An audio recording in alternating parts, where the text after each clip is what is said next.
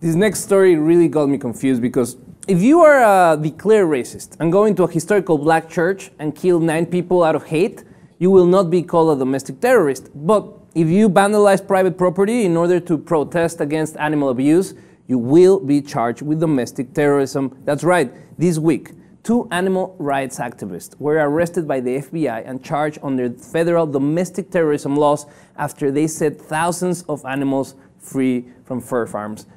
This is crazy, Margaret. I don't know how to feel when we see these 2 activists that went out on several road trips, liberating mink. You know, they did actually illegal things. I'm not condoning the illegal part of it. That's why. It's vandalism. They don't see the it's animal vandalism. as an entity. They see it as private property. But and that's where it terrorism comes in. charges.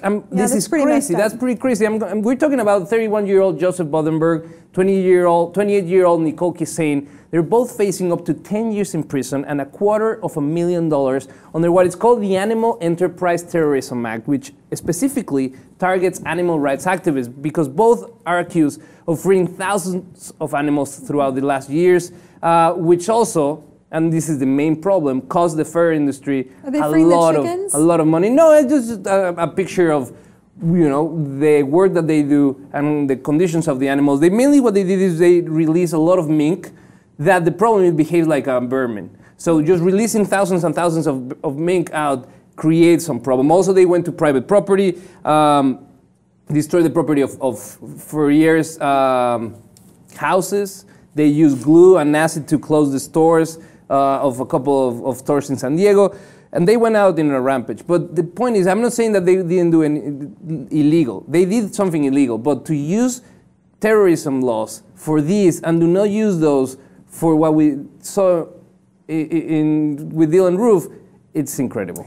I'm trying not to laugh at that concept of the mink going out on a rampage. That's an interesting. I mean, it's not funny. This is a very serious thing that we're talking about here. But the rampaging mink. That aside, going back to that discussion, mink is bought and sold as a commodity, just like chicken eggs are, and the issue, and I don't know why they're labeling them as terrorism. Maybe there's a major lobby underway and there's a lot of political pull, who knows? But I mean, we need to start calling terrorists what they are. And this is an example of people behaving badly, but not committing acts of terrorism. When they're murdering other human beings, that would be considered an act of terrorism. So anybody looking at this with enough common sense is going to say, you know what, obviously they're not terrorists. Of course they're not. Well, they might be vandals. They might be destroying people's property. Definitely vandals, definitely extreme, what they've done to put forward the anti-abuse against animals.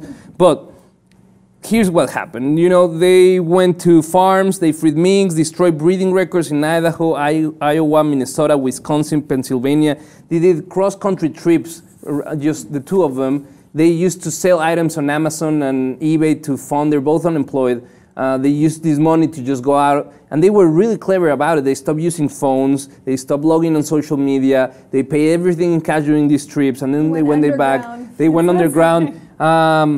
In one incident in San Diego, July 15, they actually vandalized a retailer with acid and etching on the glass, so people wouldn't be able to see the window, inside the window for the display with all the furs. They slashed tires. They did all this type of vandalism. But I think the important point is how distorted the notion of terrorism. And I think it's unhealthy for the country. It's unhealthy for the legal system to brand these activities terrorism and then just stay shy of it and call a hate crime when you go into a black church and kill 9 people.